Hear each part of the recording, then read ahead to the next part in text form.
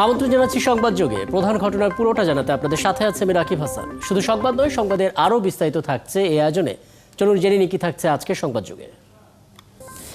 দেশের সরকারি হাসপাতালগুলোতে ৯৭% রোগী কোনো ওষুধ পান না। ৮৫% রোগীকে পরীক্ষা নিরীক্ষা করাতে ছুটতে হয় বেসরকারি হাসপাতালে।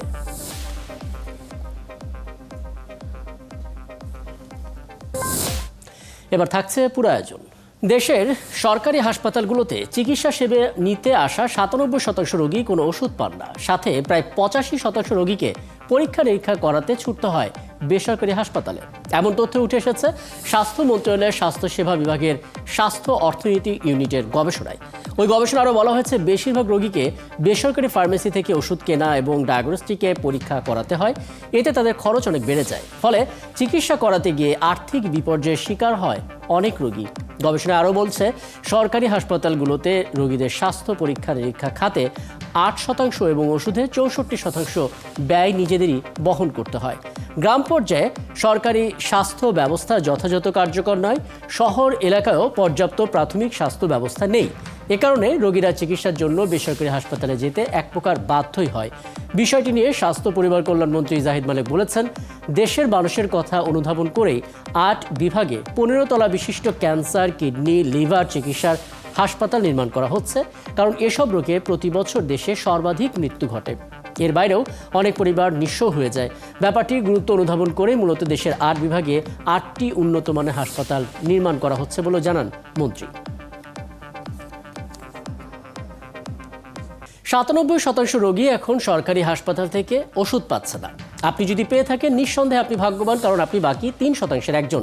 আর অন্যরা সরকারি হাসপাতাল ছেড়ে বেসরকারি হাসপাতালে দৌড়াচ্ছেন।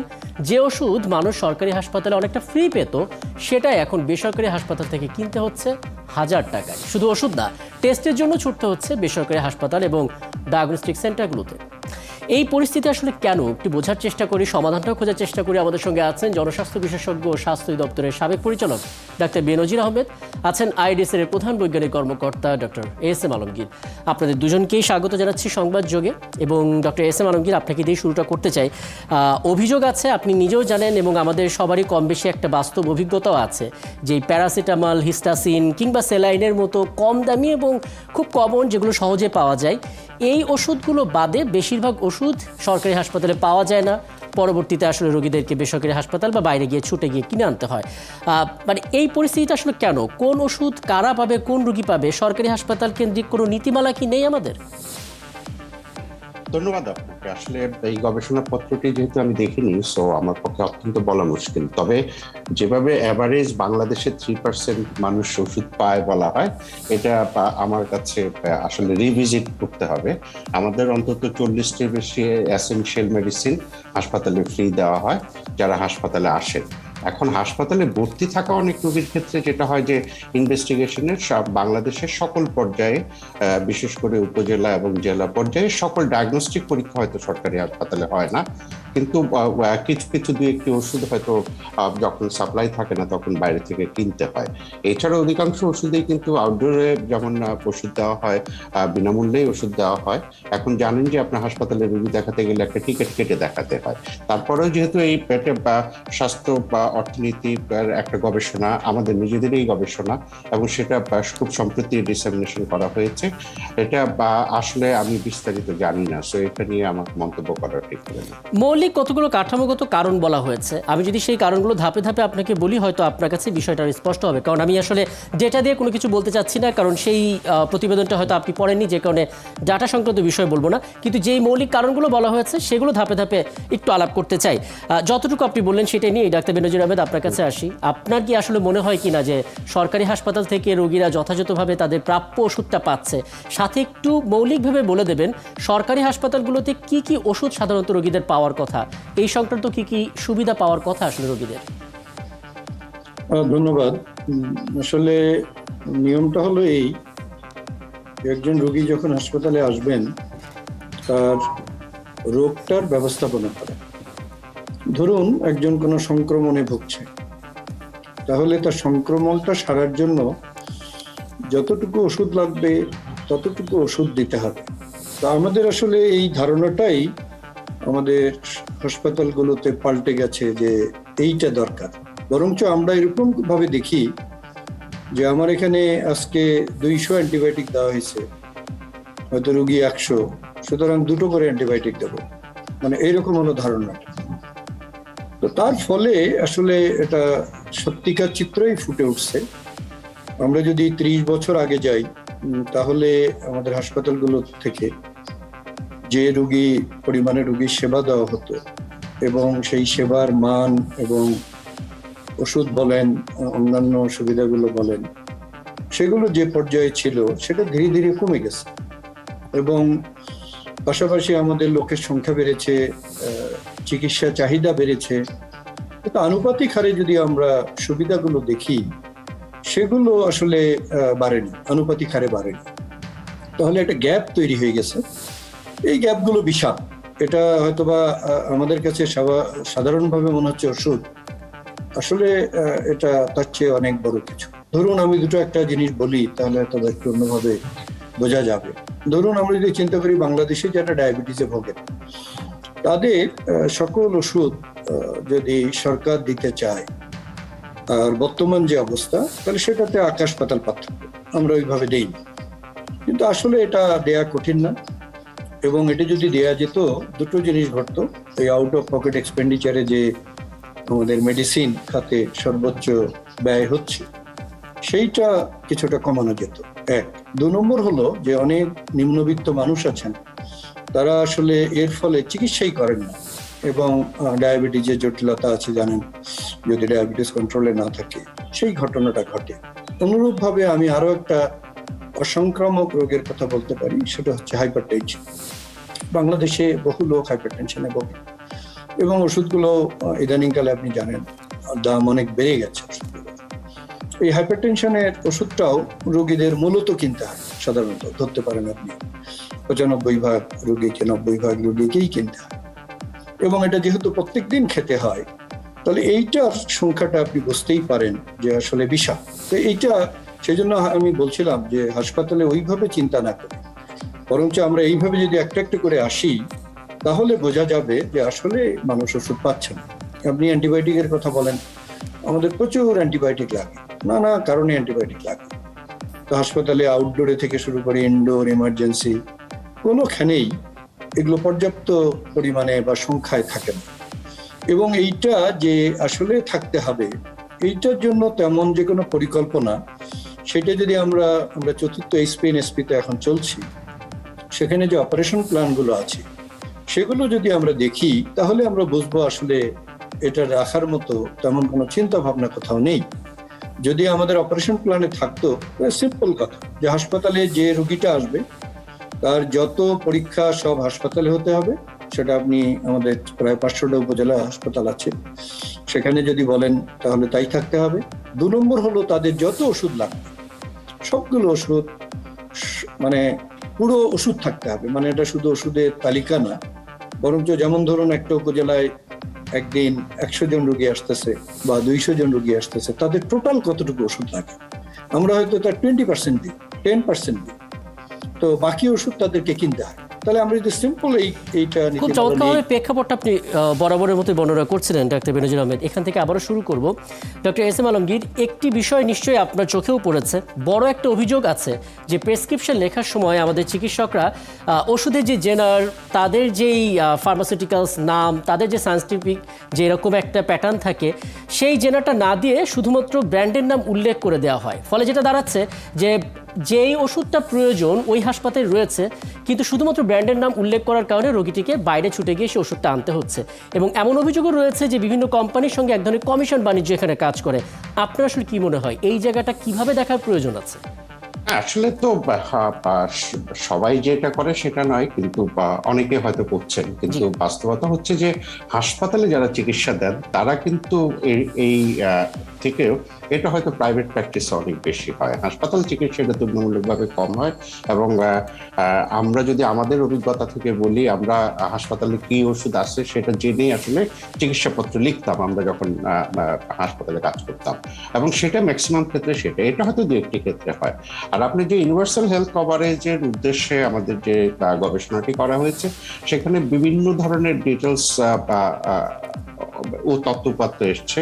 সো শুধু একটিকে হাইলাইট করে অন্য সবগুলোকে যদি আমরা না প্রকাশ করি, সেখানে অনেক ভালো তথ্য আছে মানুষের হাসপাতালে ফেরা, হাসপাতালের সার্ভিসেস নিয়ে অনেক ধরনের নিঃসন্দেহে ভালো তথ্য satisfaction-ও আছে। ভালো তথ্য হ্যাঁ। না থাকলে আমরা তো করোনার মতো একটা বড় যুদ্ধ সামলাতে পারতাম না, নিশ্চয়ই সেই জায়গাটা আছে। কিন্তু প্রশ্নটা হচ্ছে, যখন নিম্ন আয়ের মানুষের সংখ্যা আমাদের দেশে বেশি এবং তাদের ভরসা একটা জায়গা হচ্ছে সরকারি হাসপাতাল, এবং সেখান থেকে যদি এরকম তথ্য আমাদের সামনে আসে, তখন তো একটা অনাস্থা জায়গা তৈরি হয়। সেই জায়গাটা নিয়ে মূলত বলছিলাম আর কি। এখানে আরেকটি কথাও একটু উল্লেখ করা প্রয়োজন, আমাদের কিন্তু কমিউনিটি ক্লিনিক লেভেলেও কিন্তু সার্টেন পার্সেন্টেজ পেশেন্ট এখন যায় এবং ওষুধ সরবরাহ করা হয়। সো একদম শতভাগ ওষুধ সরবরাহ করা বাংলাদেশে এখন পর্যন্ত সেরকম পরিকল্পনা নাই। তবে আমাদের যেমন নন কমিউনিকেবল ডিজিজ এখন উপজেলা পর্যায়ে যে এলসিডি ডেস্ক করেছে, মানুষ যদি আসে, মানুষকে উৎসাহ দেওয়া যায়, সেখানে বেশ কিছু ডায়াগনস্টিক টেস্ট ইন্ট্রোডিউস করা হয়েছে, বা ওষুধ সম্পূর্ণভাবে ডোজেস, সব ফুল ডোজেস ওষুধ দেওয়া বা 15 দিন পরে রিফিল করার, এগুলি বলা হচ্ছে। কিন্তু এটা ক্রমান্বয়ে আরো অনেক উন্নতির জায়গা ডেফিনেটলি আমাদের হাসপাতাল সিস্টেমে অবশ্যই আছে। ডাক্তার বেনজির আহমেদ, আপনি শুরুতে একটি চমৎকার কথা বলছিলেন যে ওষুধ দেয়া না, পাশাপাশি টেস্টের যেই অংশটা সেটাও পুরোটাই সরকারি হাসপাতালে থাকার মতো একটা ইনফ্রাস্ট্রাকচার তৈরি করা, একটা কাঠামো তৈরি করার সুযোগ রয়েছে, যেটা ভাবারও প্রয়োজন আছে। কিন্তু আমরা তো ওষুধ নিয়ে কথা বলছি। যে প্রতিবেদনটা স্বাস্থ্য অর্থনীতি ইউনিট থেকে দেওয়া হয়েছে, সেখানে দেখা যাচ্ছে যে টেস্টের জন্য রোগীদের বেসরকারি হাসপাতাল বা ডায়াগনস্টিক সেন্টারগুলোতে যেতে হচ্ছে, এবং আমরা দেখতে পাচ্ছি তারা ওষুধও ঠিকমতো পাচ্ছে না। তার মানে আপনার মনে হয় কিনা ডাক্তার বেনজির আহমেদ, যে পুরো বিষয়টা এমন দাঁড়াচ্ছে যে সরকারি হাসপাতালে শুধু বেডটাই পাওয়া যাচ্ছে, বাকি সেবাগুলো আসলে ততটা পাওয়া যাচ্ছে না? কি মনে হয়? না, কিছুটা তাই আসলে। আপনি যদি হাসপাতালগুলো চিত্র দেখেন, একটা অপারেশন থিয়েটারে যখন রোগীর অপারেশন হয়, একটা বিশাল তালিকা ধরে দেওয়া হয়, এবং সেখানে যে এগুলো সবসময় ওষুধ হাসপাতালে থাকে না তাও নয়, থাকা সত্ত্বেও তালিকা দেওয়া হয়, এবং একাধিক ভারও দেওয়া হয়। এরকম ঘটনাও ঘটে, আমরা দেখি। আসলে এটা দেখার জন্য, বা আমি যেটা বলছিলাম যে আমাদের পরিকল্পনার মতো যদি আমরা না আনি, সিম্পল আনা উচিত যে ঢাকা মেডিকেল কলেজে রোগীরা যে টেস্টগুলো তাদের চিকিৎসকরা চাইবেন করাতে, সেগুলোর ব্যবস্থা যেন ঢাকা মেডিকেল কলেজেই থাকে। তার জন্য ধরুন হয়তোবা এমআরআই, ফর এক্সাম্পল, 2টো মেশিন আছে, কিন্তু আসলে চাহিদা 5টা মেশিনের। তাহলে এই 5টা মেশিনের ব্যবস্থা করতে হবে। সেখানে যে ওইখানেই হতে হবে তা না, দরকার হলে আলাদা ওখানে কমপ্লেক্স থাকতে পারে, ডায়াগনস্টিক কমপ্লেক্স। ঠিক একইভাবে ধরুন যে আমাদের অন্যান্য টেস্টগুলো, কালচার সেন্সিটিভিটি থেকে শুরু করে বায়োকেমিক্যাল টেস্ট, মলিকুলার টেস্ট, এগুলোর যত চাহিদা, ঢাকা মেডিকেল কলেজ যেহেতু একটা বিশাল মেডিকেল কলেজ, বহু রোগী আসে, তাহলে তাদের জন্য সেই পরিমাণ মেশিন, সেই পরিমাণ লোকবল, সেই পরিমাণ রিয়েজেন্ট সার্বক্ষণিক সরবরাহ যদি নিশ্চিত করা যায়, এবং তাহলে আমাদের যে 2032 সালের মধ্যে যে আউট অফ পকেট এক্সপেন্ডিচার যে সরকার কমিয়ে আনার পরিকল্পনা করছে, যে 30 বা 32%, সেইটা তাহলে সম্ভব হবে। তা যদি না হয়, বর্তমানে যে অবস্থাটা আছে তাতে আমি খুব আশাবাদী নই। এই কারণে যে আসলে এটা দেখার মতো যে দৃষ্টি, সেটা আমি অধিদপ্তর বা মন্ত্রণালয় পর্যায়ে সেই রকম চিন্তা করার মতো পরিবেশটা দেখি না। কারণ আমাদের ওপি গুলো যেভাবে সাজানো, তাতে এটাকে সবখানে দিতে হলে আমাদের যেভাবে দেখা দরকার, সেইটা আমাদের অপারেশন প্ল্যানে যদি অন্তর্ভুক্ত করা না যায়, এবং সেটা যদি ভালো করে মনিটরিং সুপারভিশন করা না যায়, সেখানে যদি লোকবল, যন্ত্রপাতি, আমাদের এই ডায়াগনস্টিক্স অর্থাৎ যেগুলো রিয়েজেন্ট বা এই ধরনের জিনিস লাগে, সেগুলো যদি সারা বছর এবং প্রত্যেক বছর যদি নিশ্চিত করা না যায়, তাহলে আসলে আমাদের এই গ্যাপটা আরো বাড়তে থাকবে। বেশ, প্রেক্ষাপটটা বর্ণনা করে আসলে শঙ্কাই যাচ্ছে আসলে আপনার কথাটা শুনে। ডক্টর বেনজির আহমেদ, আপনি আছেন। ডক্টর এস এম আলমগীর, আরেকটি অভিযোগের কথা আপনাকে বলি, এটা কেবল জানার জন্যই। আমরা দেখতে পাচ্ছি যে সরকারি হাসপাতালের সেবার জন্য যারা ছুটে আসছেন, আপনি নিজেও জানেন তাদের ভিতরে একটা বড় অংশই দারিদ্র্যসীমার নিচে থাকা মানুষরা, নিম্ন আয়ের মানুষরা, কারণ তারা এখানে সহজ সেবাটা পাচ্ছে। কিন্তু যাদের সামান্য টাকা আছে, মধ্যবিত্ত বা উচ্চ মধ্যবিত্ত, তারা সুযোগ পেলে বেসরকারি হাসপাতালে যাচ্ছেন। এমনকি আমাদের যারা রাজনীতিবিদরাও আছেন, তারা সামান্য কিছু হলে দেখা যাচ্ছে ভারত, ব্যাংকক কিংবা সিঙ্গাপুরে যাচ্ছেন। এটা আসলে কেন? আমাদের চিকিৎসা ব্যবস্থার উপর আমাদের আস্থা কি কম, বিশেষভাবে এই সরকারি হাসপাতালগুলোতে? না, এখন দেখুন না, দেশব্যাপী তো গরিব মানুষের চিকিৎসা সরকারি হাসপাতাল দেয়, এটাই সত্যি কথা। এবং অন্যান্য চিকিৎসা কিন্তু যে বাংলাদেশে যেসব বেসরকারি ক্লিনিক হয় তার অধিকাংশ হাসপাতালেই কিন্তু সরকারি চিকিৎসকরাই প্রাইভেট প্র্যাকটিস করেন এবং সেখান থেকেই চিকিৎসাটা পাওয়া যায়। এখানে হয়তো আমাদের হয়তো একটা 500 বেডের হাসপাতালে আমাদের থাকে 1500 থেকে 2000 পেশেন্ট। এখন এইখানেই হচ্ছে সমস্যা। অনেকে হয়তো পরিবেশের জন্য যান না, হাসপাতালের সেবার জন্য কিন্তু এই সরকারি সেবাটার জন্য আপনি যদি করোনাকালীন সময়ে দেখেন, আমরা কিন্তু প্রথম প্রিফারেন্সটা সরকারি হাসপাতালকে দিয়েছি। সো সেবা সরকারি হাসপাতালে এখনো ভালোভাবেই বিদ্যমান, কিন্তু আমাদের যে লোকবল, আমাদের যে রিসোর্সেস অ্যাভেলেবেল, সেটা হয়তো একটা হাসপাতালে আমার 100টা বেড আছে, 100টা বেড ধরে অ্যালোকেশন, কিন্তু আমি সেখানে 500 পেশেন্ট রাখলে আমি আসলে 400 পেশেন্টকে যথেষ্ট পরিমাণ সেবা দিতে পারি না। এবং এই সব পেশেন্টকে একসাথে সেবা দিতে গিয়ে তখন ওষুধটা আমাকে ডিভাইড করতে হচ্ছে, আমাকে সবকিছু ভাগ করে দিতে হচ্ছে। এটা একটা সমস্যা আমাদের রয়ে গেছে। আমাদের বড় হাসপাতালগুলোতে এই সিটের যে সমস্যা হয়, সেটার জন্য ওষুধ থেকে চিকিৎসা সেবায় বিঘ্নিত হয়। এখানে হয়তো এই জন্য আমাদের এখন দেখেন ঢাকা মেডিকেল কলেজ দ্বিতীয় প্রকল্প বা বিভিন্ন মেডিকেল কলেজের দ্বিতীয় প্রকল্প, শয্যা সংখ্যা বাড়ানো এবং শয্যা সংখ্যার সাথে যেসব বা অন্যান্য ইনস্ট্রুমেন্ট, শুধু শয্যা সংখ্যা বাড়ালে হবে না, সেখানে লোকবল হতে শুরু করে সবকিছুই যে দরকার আমাদের, সেটা হয়তো সবসময় হচ্ছে না। এবং এক ধরনের কালচার গড়ে উঠেছে বাংলাদেশে যে কিছু হলেই আমি সিঙ্গাপুর, ব্যাংকক অথবা ইন্ডিয়া চলে যাব। সেটা হয়তো কিছুটা আপনারা করোনা কালে দেখেছেন, সবকিছু বন্ধ, বাংলাদেশেই সকল চিকিৎসা সম্ভব। এবং এটা আমাদের আসলে অনেকে হয়তো একদম প্রয়োজনে যান, অনেকে হয়তো একটা কালচারাল ব্যারিয়ারের মধ্যে পড়ে গেছেন যে বিদেশ না গেলে আমার চিকিৎসা হবে না।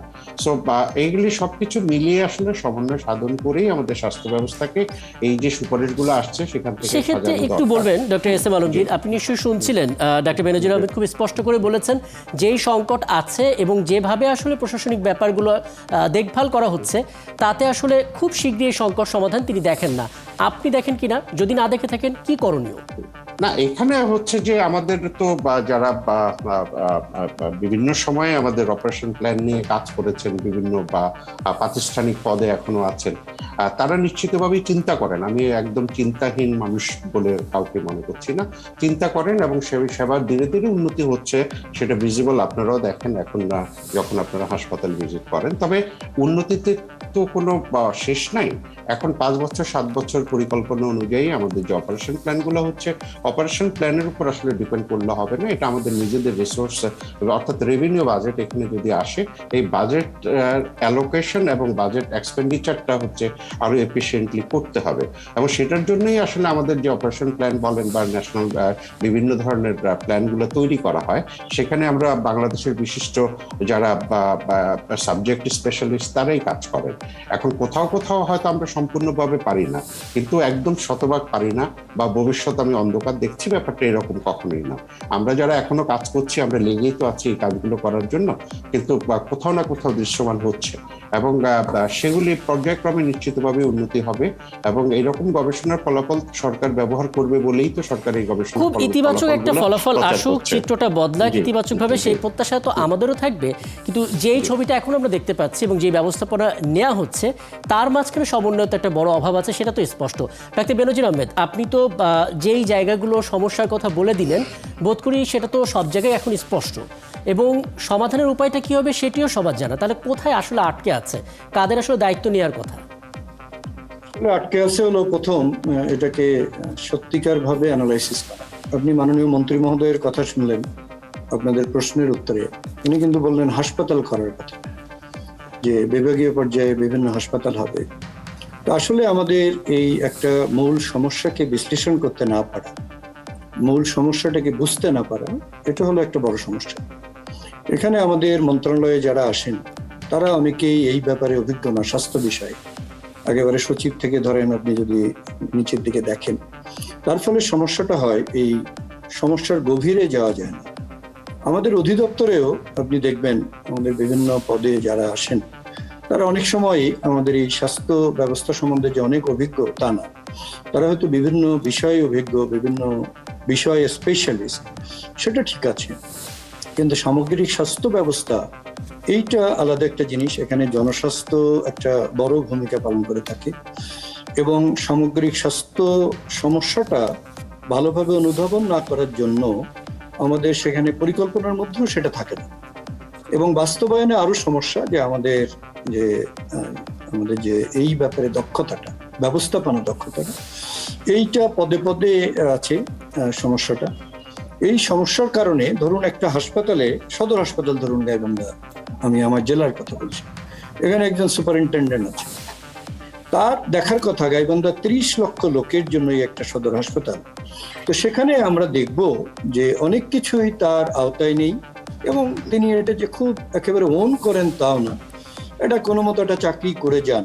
তার ফলে এখানে অনেক কিছু এত ঘাটতি আছে যে সেবা দেওয়া তো দূরের কথা, উল্টো আসলে রোগীরা মূলত প্রাইভেট সেক্টরে যায়, যেখানে নানা ধরনের এক্সটর্শনের শিকার হয়, একেবারে পদে পদে দালাল দিয়ে শুরু হয়ে যায়। সেখানে অ্যাম্বুলেন্স থেকে শুরু করে ওষুধ, তারপরে ধরুন নানা ধরনের টেস্ট, অপ্রয়োজনীয় ওষুধ লেখা, অপ্রয়োজনীয় টেস্ট করানো, সব মিলিয়ে আসলে এটা কঠিন একটা দুষ্ট চক্রের মতো দাঁড়িয়ে যাচ্ছে, এবং সেটা ক্রমান্বয়ে বাড়ছে। আমাদের যদি ধরুন এত আলোই থাকতো, তাহলে তো আগে যেখানে 40-50 ভাগ আউট অফ পকেট এক্সপেন্ডিচার হতো, সেটা এখন তো 68 ভাগে আসে না। এটা সহজ কথা, এরকম কথাই আমরা শুনে থাকি। বুঝতে পারছি। এই জায়গা থেকে যেহেতু সময়টা একেবারে কম, শেষের দিকে আমরা একটা সমাধান খোঁজার চেষ্টা করি। ডক্টর এস এম আলমগীর, সুনির্দিষ্টভাবে দুটো বিষয় আপনার কাছে জানতে চাই। প্রথমত, অসাধু চক্র তো সব জায়গায় থাকে। সরকারি হাসপাতালে শতভাগ সব রোগী যে তাদের প্রাপ্য ওষুধটা পান বিনামূল্যে, সেটা তো বোধহয় আপনি নিজেও স্বীকার করবেন না, বা সেটা কেউই হয়তো স্বীকার করবে না। পরিস্থিতি আমরা জানি। যারা আসলে টিকা বা যারা আসলে এই ওষুধটা পেলেন না, তারা সাথে সাথে অভিযোগ জানাবার মতো কোনো রকমের সুযোগ পাবেন কিনা, বা তেমন একটা কাঠামো থাকা উচিত কিনা, সাথে একটু যুক্ত করবেন। আমাদের সমস্ত পরিকল্পনাগুলো দিন শেষে রাজধানী কেন্দ্রিক হয়ে ওঠে। প্রান্তিক অঞ্চলের সরকারের যে কমিউনিটি ক্লিনিকগুলো থাকে, সেখানকার সেবাটা নিয়ে আপনি কতটা আশাবাদী, এবং সেই জায়গার গলতটা কোথায় দেখেন? এখানে আমি প্রথমেই বলি যে আমাদের একটা সদর হাসপাতাল পুরো ডিস্ট্রিক্টের দায়িত্ব নাই, কথাটা ঠিক নয়। আমাদের প্রত্যেকটি উপজেলা একটা করে হেলথ কমপ্লেক্স আছে, যেখানে 100টা বেড হাসপাতাল আছে, এবং আমাদের সাব সেন্টারগুলো আছে, আমাদের কমিউনিটি ক্লিনিকগুলো আছে। পর্যায়ক্রমেই সেটা হচ্ছে জেলা হাসপাতাল হচ্ছে আমাদের এক ধরনের রেফারেল হাসপাতাল হিসেবে ব্যবহার করা হয়, অর্থাৎ সেখানে কিছু আমাদের সুপার স্পেশালিটি বা স্পেশালিস্টরা আছেন। উপজেলা পর্যায়েও আমাদের মেডিসিন থেকে, মেডিসিন সার্জারি, গাইনি থেকে একদম বিভিন্ন ধরনের বিশেষজ্ঞরা কাজ করেন। সো উপজেলা পর্যায়েও আমাদের একটা ব্যাপক বিদ্যমান। তবে যেটা হচ্ছে যে সবকিছু কথার কথা নয়, এখানে কাজ করার চেষ্টা করা হচ্ছে। এখন ইউনিভার্সাল হেলথ কভারেজের কথা যখন চিন্তা করা হয়, তখন এই স্টাডিগুলো আমাদের প্রয়োজন আমাদের ন্যাশনাল প্ল্যানে ইনকর্পোরেট করার জন্য। সেগুলি চমৎকারভাবেই হচ্ছে, কিন্তু ভবিষ্যতে এগুলির প্রত্যেকটি জায়গায় উন্নতির তার কোনো শেষ নাই। উন্নতি আমাদের এখন যেহেতু ধীরে ধীরে হচ্ছে, আইডেন্টিফাইড হচ্ছে সমস্যাগুলোর সমাধান নিশ্চিতভাবেই হবে। এবং সেটাই হচ্ছে যে বর্তমানে যেটা কাজগুলো হচ্ছে, বা আমাদের এই যে মাননীয় প্রধানমন্ত্রীর স্বাস্থ্যসেবার দিকে যে বিশেষ নজর, সেগুলি কাজ করা হচ্ছে। হাসপাতাল যেটা মাননীয় মন্ত্রী মহোদয় বলেছেন, আমাদের যে ডিভিশন পর্যায়ে, এটা অনেক দীর্ঘদিনের সাধারণ মানুষের দাবি ছিল যে আমাদের ক্যান্সারের কোনো হাসপাতাল নাই, কিডনির, জি, এবং সেই দাবিটা পূরণ হওয়ার দ্বার প্রান্তে। এবং আপনি বলছেন আসলে ব্যবস্থাপনা নেওয়া হচ্ছে, যারা আসলে কাজ করছেন তারা দায়িত্ব নিয়ে কাজ করছেন, এবং আপনি একটা আশাবাদ দেখেন। এই আশাবাদটা আসলে আমরাও দেখতে চাই, কিন্তু যখন এই পরিসংখ্যানগুলো সামনে আসে, তখন তো নতুন করে আস্থার সংকট তৈরি হয়। মূলত আয়োজনটা আসলে ওই পয়েন্টটাকে ঘিরেই ছিল।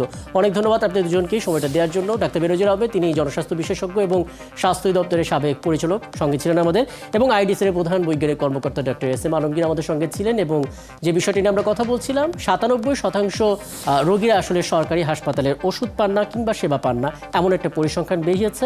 সেই পরিসংখ্যানের আদ্যপান্ত নিয়ে